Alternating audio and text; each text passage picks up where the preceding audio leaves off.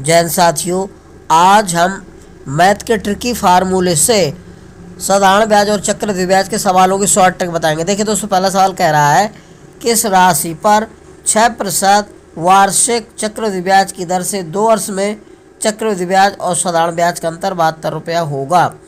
तो दोस्तों, जब चक्रवृद्धि ब्याज और साधारण ब्याज का अंतर दिया हो, दर दिया हो, अगर मूलधन पूछे, किस राशि का मतलब होता है मूलधन, या कौन सी राशि, तो मूलधन ज्ञात करना है, ध्यान रखिएगा। तो इसकी ट्रिक होती है दोस्तों, ध्यान रखना, P बराबर यानी कि मूलधन बराबर होता है D गुणा 100 का स्क्वायर बटे R स्क्वायर होता है, ध्यान रखिएगा। ठीक है दोस्तों, ये फार्मूला होता है। मूलधन बराबर होता है चक्रवृद्धि ब्याज गुणे साधारण ब्याज का अंतर गुणे 100 का स्क्वायर बटे R स्क्वायर, दर का स्क्वायर। D क्या है? चक्रवृद्धि ब्याज और साधारण ब्याज का अंतर है, ध्यान रखना हमेशा।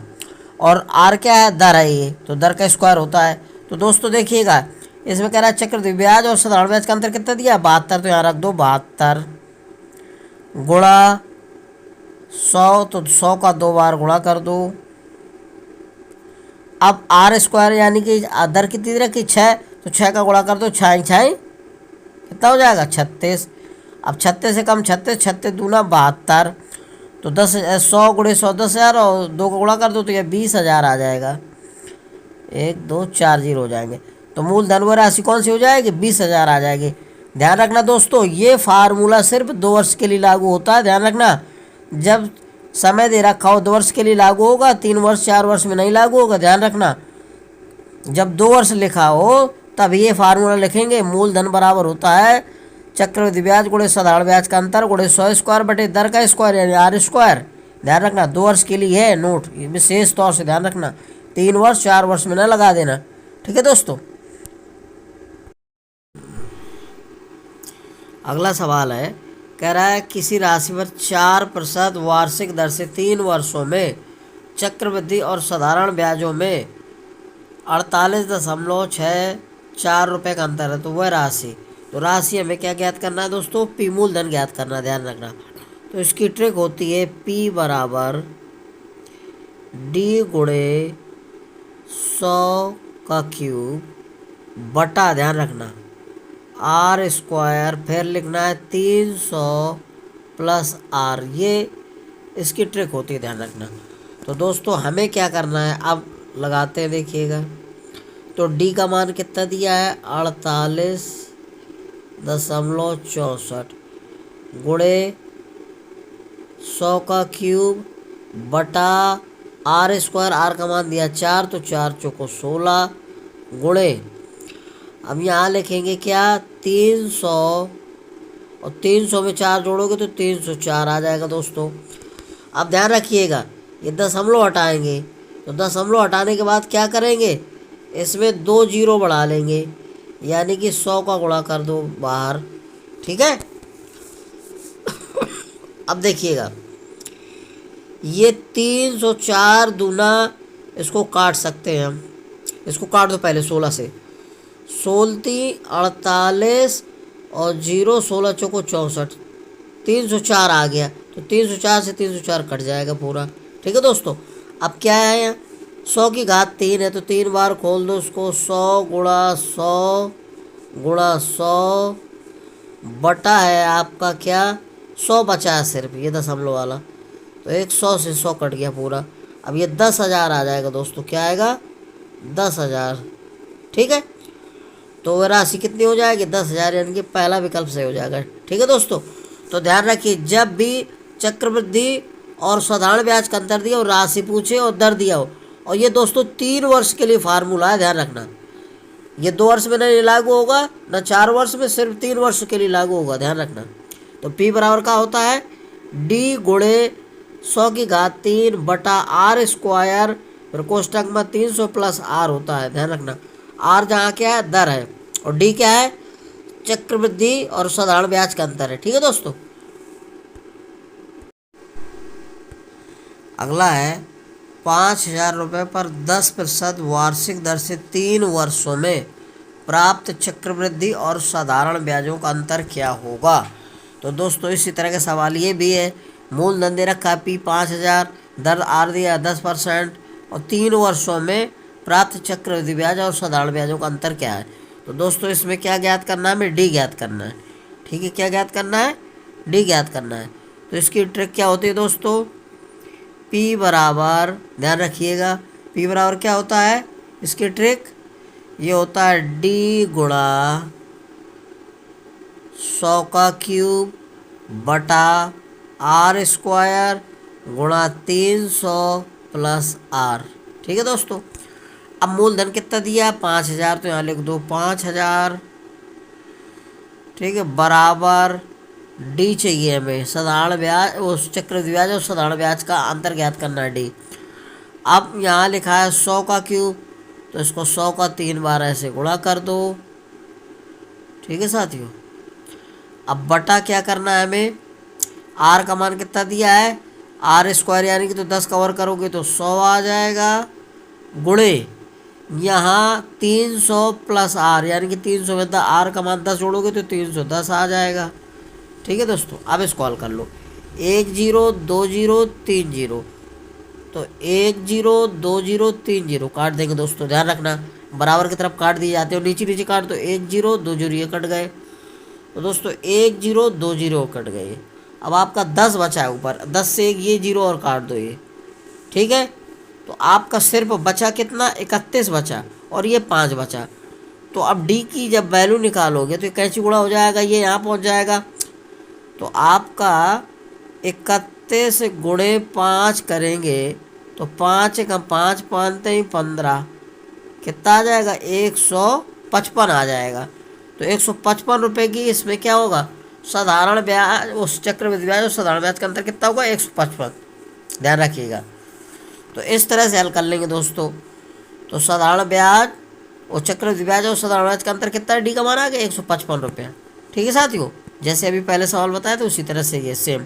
तो फार्मूला ध्यान रखना, पी बराबर क्या होता है, मूलधन बराबर चक्रवृद्धि ब्याज और साधारण ब्याज का अंतर डी गुणे 100 की घात 3 बटा आर स्क्वायर यानी दर का स्क्वायर कोष्टक में 300 प्लस दर। ठीक है साथियों, अगला है, कह रहा है, अगला सवाल है, कोई राशि चक्रवृद्धि ब्याज की दर से 2 वर्षों में 25 गुनी हो जाती है तो वार्षिक दर क्या है। तो दोस्तों जब इस तरह का कोई सवाल हो, कहते 2 वर्ष में 3 वर्ष में इतनी गुनी हो जाती है, तो जो गुनी हो जाती है वो हमेशा मिश्र धन होता है, ध्यान रखना। जैसे कह रहा है 2 वर्षों में 25 गुनी हो जाती है तो ये 25 क्या है, मिश्र धन है, गुनी वाले को हमेशा मिश्र धन मानेंगे, ध्यान रखना। तो दोस्तों मूलधन दिया नहीं तो मूलधन मान लेंगे हम, मूलधन पी बराबर मान लेते हैं हम एक्स। तो मिश्र धन को ए से प्रदर्शित किया जाता है, ए बराबर कितना है, 25 गुनी हो जाएगा यानी 25x हो जाएगा मूलधन का, ये ध्यान रखना। एक्स हमने मूलधन माना तो उसका ये 25 गुना हो जाएगा। ठीक है, तो ये आ जाएगा ए बराबर 25x। अब फार्मूला होता है दोस्तों, ए बराबर होता है पी गुणा कोष्टक में 1 प्लस आर बटा 100 घात एन, एन क्या होता है, समय होता है, ध्यान रखना। तो एन बराबर लिखा है 2 वर्ष, तो रख देते हैं मिश्र धन कितना है, ये दिया आपका 25x बराबर मूलधन कितना दिया है x गुणा कोष्टक में 1 प्लस आर बटा 100 घात लिखना है यानी कितना समय दिया, 2 वर्ष। ठीक है, ये x से x काट देंगे, जब बराबर होता है काट दिया जाता है दोस्तों। ठीक है, अब ये 25 बराबर बचा क्या, 1 प्लस आर बटा 100 की घात 2। अब 2 घात है, 2 को 25 को भी 2 की घात में बना लें, बराबर होना चाहिए दोस्तों, तभी हम पहचान तुलना कर पाएंगे घातों की, ध्यान रखना। तो 5 की घात 2 लिखेंगे बराबर 1 प्लस आर बटा 100 घात 2। अब देखो ये 2 घात तो बराबर दोनों घातों काट देंगे, इधर 5 आ जाएगा, 5 बराबर आएगा 1 प्लस आर बटा 100। ठीक है दोस्तों, अब हमें आर की वैल्यू निकालना था, तो 1 को 5 की तरफ भेज दो, तो ये हो जाएगा 5 माइनस 1 बराबर आर बटा 100। अब ध्यान रखना दोस्तों, 5 में से 1 गया, 4 आएगा, 4 का गुणा 100 से कर दो तो आर बराबर आपका आएगा 400% दर आ जाएगी। तो आर का मान कितना हो जाएगा, 400%, ध्यान रखना ये दर आ गई आपकी।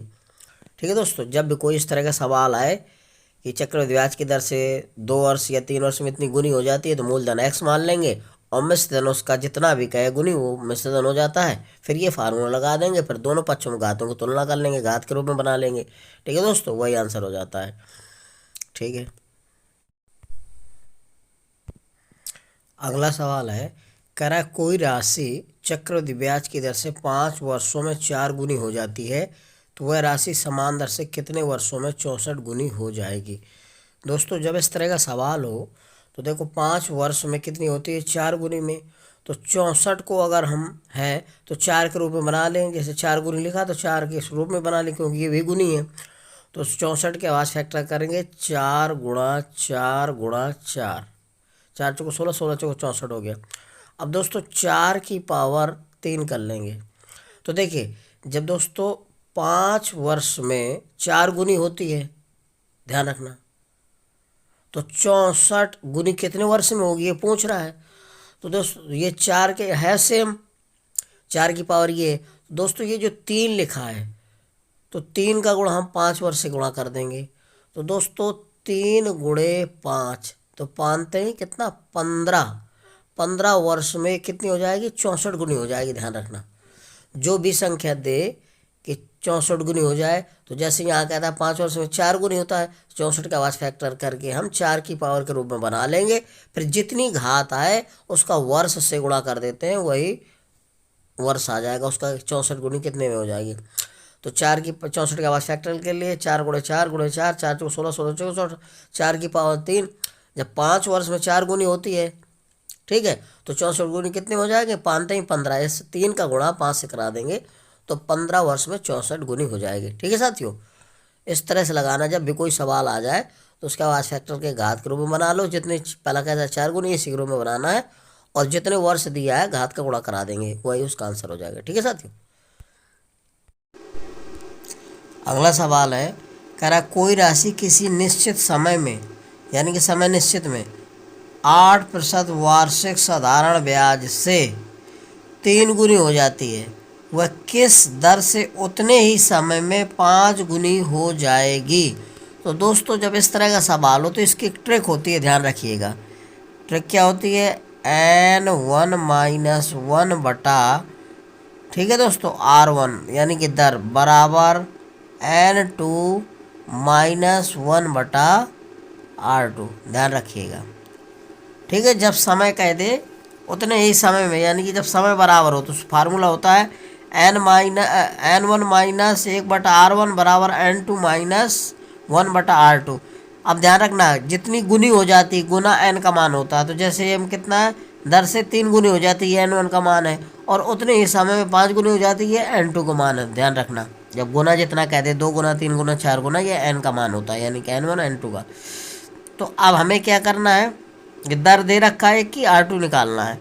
तो देखिएगा कितना ब्याज की दर से पहला है N1 का मान 3 गुनी, तो 3 - 1 बटा, ध्यान रखना R1 का मान दिया 8 बराबर कर दो। अब उतने ही समय में 5 गुनी, तो 5 - 1 N2 का मान रख दो, और हमें दर ज्ञात करना है, यानी कि R2 ज्ञात करना है।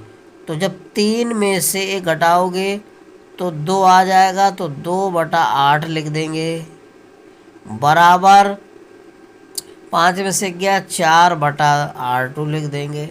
अब 2 एकम 2, 2 चौको 8, ये 4 गुणा हो जाएगा, वो वहाँ जाएगा 4 की तरफ, तो R2 बराबर आ जाएगा 4 चौको 16% आ जाएगी। दोस्तों कितना आ जाएगा R2 का मान, यह आ जाएगा आपका 16%। पहला विकल्प सही हो जाएगा। ध्यान रखना यदि हमें समय ये तो दर हो गई, समय निकालना होता तो N1 - 1 बटा T1 बराबर N2 - 1 बटा T2 हो जाएगा, क्योंकि जब दरें समान हो जाएंगी, दो में से जब एक समान कहे तो R की जगह T कर देना है, ध्यान रखना, तो समय निकाल आएगा।